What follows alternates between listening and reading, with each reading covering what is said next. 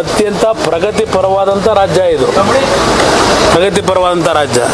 ಪಾಪ ನಮ್ಮ ಮುಖ್ಯಮಂತ್ರಿಗಳು ಹೇಳ್ತಾರೆ ರೈತರು ಮಕ್ಕಳು ಅಂತಾರೆ. ಏನು ಮಾಡಿದ್ರು ರೈತರಿಗೆ ಅಂತ ಹೇಳ್ತಾರೆ. ರೈತರಿಗೆ ಸಾಲ ಮನ್ನಾ ಮಾಡಿದ್ದು ನೀವು ಮಾಡಿದ್ರು, ಕುಮಾರಸ್ವಾಮಿ ಮಾಡಿದ್ನು. ಇವತ್ತು ಹಲವಾರು ನೀರಾವರಿ ಯೋಜನೆಗಳು ನೆನೆಗುದಿಗೆ ಬಿದ್ದಿತ್ತು. ಆ ಕರ್ನಾಟಕ ರಾಜ್ಯದ ನೀರಾವರಿ ಯೋಜನೆಗಳಿಗೆ ಒಂದು ಶಕ್ತಿ ಕೊಟ್ಟವರು ಯಾರು? ಸನ್ಮಾನ್ಯ ದೇವೇಗೌಡರು ಕೊಟ್ಟಿದ್ದು. ಪ್ರಧಾನಮಂತ್ರಿ ಆದ ಮೊದಲನೇ ಸೈನ್ ಹಾಕಿದ್ದೆ ಕಾಂಗ್ರೆಸ್ ಸರ್ಕಾರದಲ್ಲಿ. ರಸಗೊಬ್ಬರದ ಬೆಲೆ ಏರಿಕೆ ಮಾಡಿದ್ರು ನರಸಿಂಹರಾವ್ ಮನಮೋಹನ್ ಸಿಂಗ್ ಅವರು.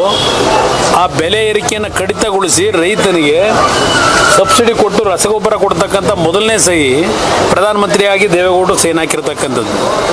ಯಾವುದೋ 2 ರೂಪಾಯಿನ ಕೊಡೋದಕ್ಕೇನೆ ಒಂದೊಂದು ವರ್ಷ ತಗೋತಾ ಇದ್ದೀರಿ. ಪ್ರೋತ್ಸಾಹಧನ ನಾನೇ ಕೊಟ್ಟಿದ್ದು. ಈ ಪ್ರೋತ್ಸಾಹ ಧನದ ಚಿಂತನೆಯನ್ನು ಮಾಡಿದ್ದು ಯಡಿಯೂರಪ್ಪನವರು ಮುಖ್ಯಮಂತ್ರಿಗಳಾದಾಗ 2 ರೂಪಾಯಿ ಕೊಡ್ತಕ್ಕಂಥ ಒಂದು ವ್ಯವಸ್ಥೆ ತಂದಿದ್ರು ಹಾಲು ಉತ್ಪಾದಕರಿಗೆ. ಅದು 5 ರೂಪಾಯಿಗೆ ಹೋಗಿತ್ತು. ನಾನು ಮುಖ್ಯಮಂತ್ರಿ ಆದಾಗ 2ನೇ ಬಾರಿ 6 ರೂಪಾಯಿ ಮಾಡಬೇಕು ಅಂತ ಹೋದೆ. 6 ರೂಪಾಯಿಗೆ ನಾನು ತೀರ್ಮಾನ ತಗೊಂಡಿದ್ದನ್ನ ಇಂಪ್ಲಿಮೆಂಟ್ ಮಾಡದೆ ಸರ್ಕಾರ ತೆಗಿಲಿಕ್ಕೆ ಕಾರಣ ಯಾರು? ಇವರಿಂದ ಹೇಳಿಸ್ಕೋಬೇಕು ರೈತರಿಗೆ ಏನು ಮಾಡಬೇಕು ಅಂತ ಹೇಳಿ. ಅತ್ಯಂತ ಪ್ರಗತಿಪರವಾದಂಥ ರಾಜ್ಯ ಇದು. ಪ್ರಗತಿಪರವಾದಂಥ ರಾಜ್ಯ. ಪಾಪ ನಮ್ಮ ಮುಖ್ಯಮಂತ್ರಿಗಳು ಹೇಳ್ತಾರೆ ರೈತರು ಮಕ್ಕಳು ಅಂತಾರೆ. ಏನು ಮಾಡಿದ್ರು ರೈತರಿಗೆ ಅಂತ ಹೇಳ್ತಾರೆ.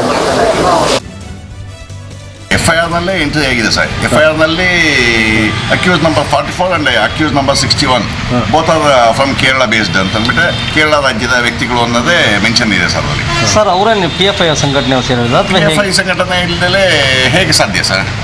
ಆ ಸಂಘಟನೆಗಳಿದ್ದರೆ ಎಲ್ಲೆಲ್ಲಿ ಏನೇನು ಗಲಭೆಗಳನ್ನು ಎದುರಿಸಬೇಕು ಅನ್ನೋದು ಅವ್ರು ಮೊದಲೇ ಪೂರ್ವ ನಿಯೋಜಿತವಾಗಿರುತ್ತೆ. ಇದು ಕೂಡ ನಾಗಮಂಗಲದ ಘಟನೆ ಕೂಡ ಅದು ಪೂರ್ವ ನಿಯೋಜಿತವೇ ಆಗಿರುತ್ತೆ ಸರ್. ಅಲ್ಲ ಸರ್, ಈಗ ನಾನು ಹೇಳೋದು, ಈಗ ಕೇರಳದಲ್ಲಿ ಅವ್ರ ಸಂಬಂಧಿಕರು ಇರ್ತಾರೆ, ಅವರು ಇಲ್ಲಿ ಬರಬಾರ್ದು ಅಂತ ಏನಾದರೂ ಇದೆಯಾ ಸರ್? ಕೇರಳದ ಸಂಬಂಧಿಕರು ಇದ್ದು ಬಂದಿರೋದಕ್ಕೂ ಅದನ್ನು ಚೆಕ್ ಮಾಡ್ಬೋದಲ್ಲ ಸರ್.